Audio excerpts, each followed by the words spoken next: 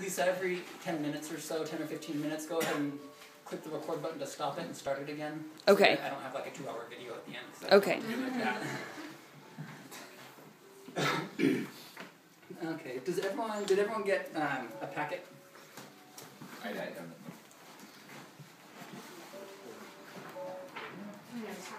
Anyone else need one? Okay, I'm gonna stop. Thanks. It's over here. Mark.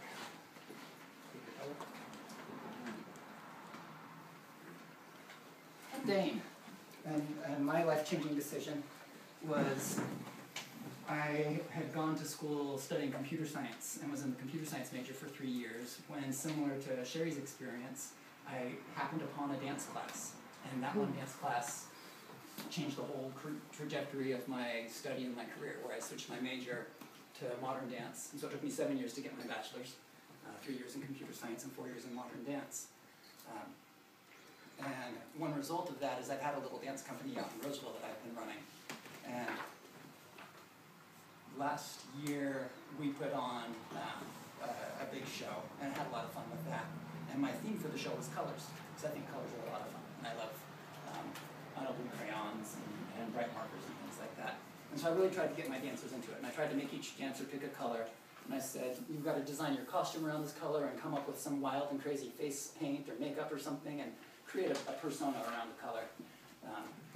They never bought into it. So, so that was as far as that went. So you've got your color tonight. I'm not actually going to do anything with your color other than that you have the pen to write with in your packet, and we're going to do a bit of writing.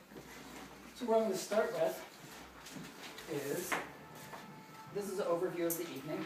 If you can read it. Welcome. Check. We did that. We're going to talk about a triangle, and we're going to talk about a circle. And those are going to be the two foundational bits of the discussion. And so this will probably be 45 minutes or so to go through triangle and circle talk. And this is mostly going to be me lecturing. That'll be the boring part of the evening. To set some foundational concepts that I hope to use to build on for the rest of the discussion.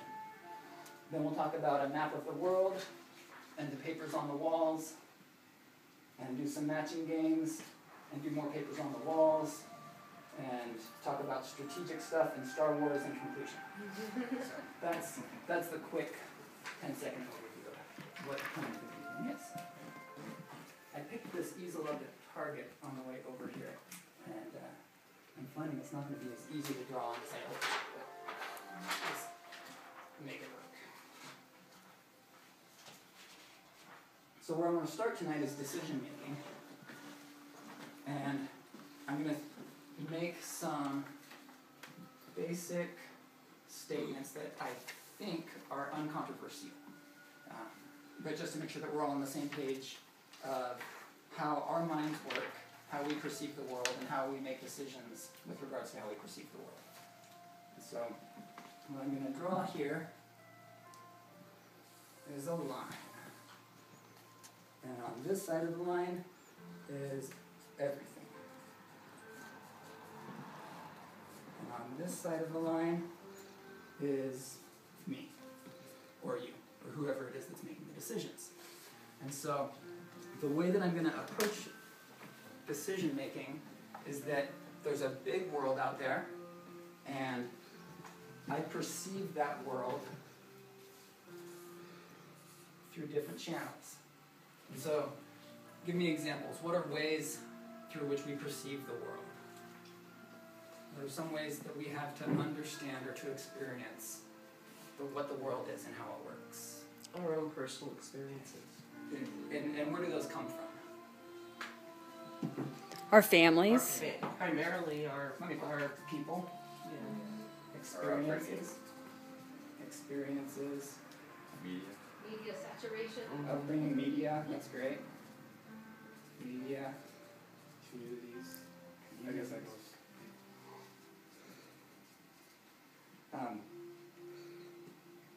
Communities, media, experiences, people, upbringing. Give me more. I want more things on here. Things we read. Books. Books. Perception. Perception. Sensory perception. Can I put that? Right. Senses. And perception.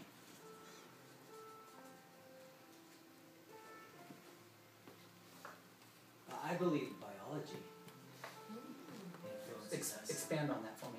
Well, my personal opinion, anyways, is just like we look a certain way because of our biology, because of genetics and things like that. I believe that part of the way we think is based on biology and genetics, and so then the way we act is going to be a result of what we think. Awesome. And so, what I'm proposing, and again, in my mind, I hope this isn't controversial, is that all of these things live out there in the objective world. If I died today and my consciousness stopped functioning, all these things would continue to exist without me, and they have some objective form, but they flow into me, into my brain, through my sensory perception, or however it is that they enter into my brain, and I get some nebulous picture of how the world works. And this nebulous picture may or may not be an accurate reflection of the world out there, but it's my reflection of the world out there. And based on all of this input, all of the sensory input, in this picture that I form of the world inside of my brain, I'm going to spot opportunities. In addition to things I can say about the world, that Vince has dark hair and that Mark's sitting in a white chair, I can make statements about the world, but in addition to that, there are certain aspects of my understanding of the world that are opportunities. In other words, they are points where I get to make a decision to act. So now, I've asked you for examples of sensory input. Now give me some examples of opportunities. Community stuff for sure. Building things in your community. Building things, so community activities. There's a community event, you have the opportunity to engage in it, or the opportunity not to engage in it, the choice, you get to make a choice. Community event. Our profession. Yeah, what profession you're going to choose, that's an opportunity. How you're going to act in that profession. I mean, when I'm asking you for examples, it's hard to give examples because there's a bazillion. Anything you could think of. Am I going to sit in that chair? What am I going to have for dinner? Who am I going to hang out with tonight? All of those are green X's inside of this purple cloud of the world that I perceive in my mind. And of all the opportunities that I perceive in the world, I'm not going to act on all of them. I can't take every opportunity. I wish I could. I wish. Yeah, wouldn't that be awesome? And so I'll pick one.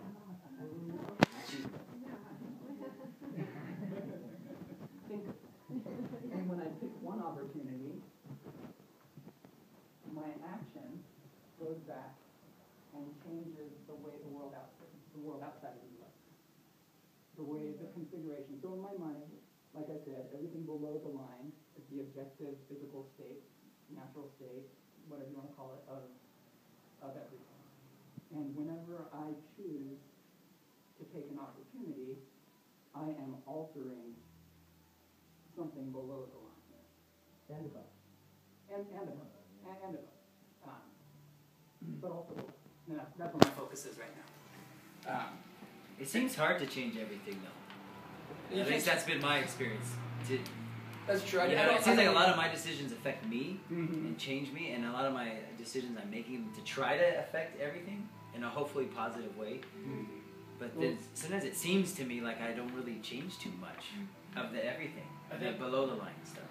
I think there are lots of decisions that we make that don't change everything, and there are decisions that we make that don't necessarily change what's objective, but it changes our perception of what's out there.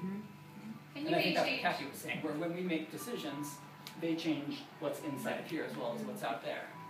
But are you also talking just what we're consciously aware of in terms of the change? Because any decision that we make actually does change everything. We just have no absolute idea how it does.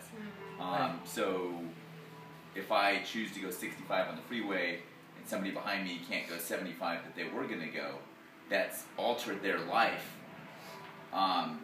in a way that I'll never know, that they'll probably never know, because again, getting back to the poem, that's a road that they weren't able to go on. I mean, maybe now they'll get in a car accident in 5 minutes because they're going slower, or maybe they won't get in a car accident in 5 minutes because they were going slower, if that so things may change, but yeah, we have no conscious, we have no control of how change. necessarily, and we have no necessarily conscious knowledge Yeah. of what was changed.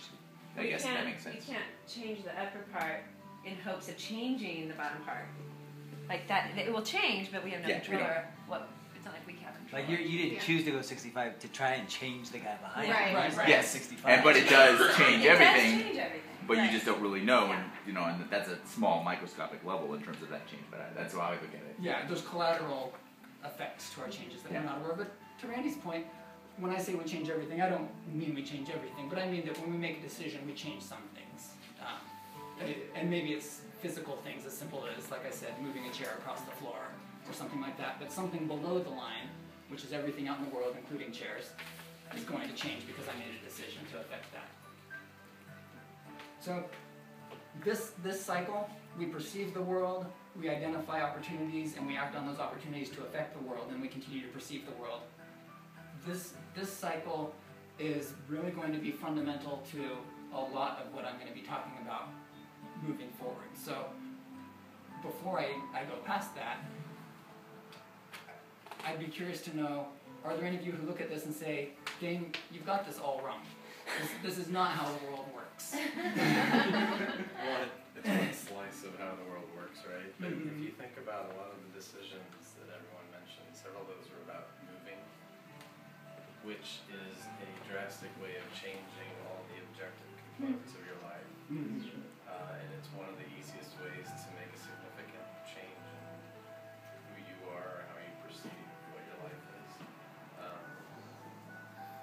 So that's, Well, and moving is a great example because when you move, all of these items here on the input, like you said, drastic is a good word for it. I mean, you're really cutting out whole swaths of input to your life and then bringing in whole new swaths of input to your life. Right, so